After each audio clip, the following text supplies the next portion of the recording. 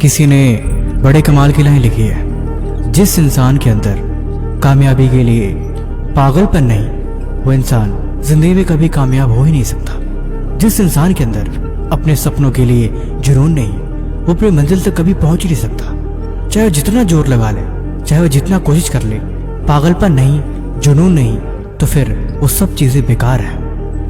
वो खुद ही पाएगा। तुम दुनिया को देखो, इतिहास को खंगालो, उन लोगों की लिस्ट निकालो जो जिंदगी में कामयाब हुए, आज जिनकी मिसाल आज दुनिया देती है। उनके अंदर पागलपन और जुनून के सिवा कुछ भी नहीं मिलेगा। वो अपने सपनों के लिए इतना पागल थे कि उन्हें कभी दूसरी चीज कुछ दिखाई दी ही नहीं, और यही चीज उन्हें महान बनाती है।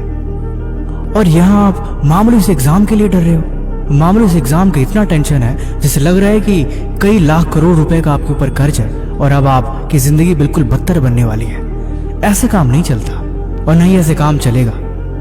मैंने कई बार समझाया है कि पढ़ाई को मजाक में समझो और न ही इसे हल्के में लो।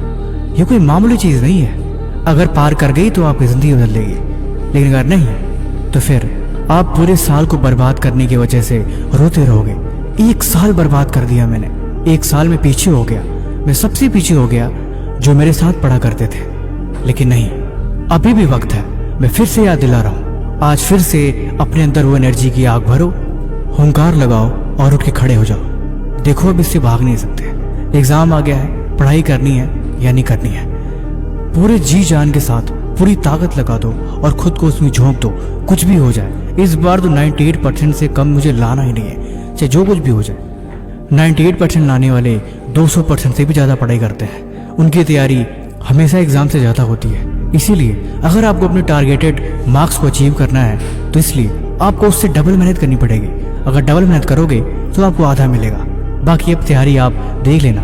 देखो, पढ़ाई को भी बोझ मत समझो, ये एक जिम्मेवारी है। और जो इसे बोझ समझते हैं वो ना तो कभी सही से पढ़ पाते हैं और ना ही कभी अच्छे मार्क्स ला पाते हैं। पढ़ाई को अपनी जिम्मेदारी के साथ समझो और किताब को खोल के पढ़ो।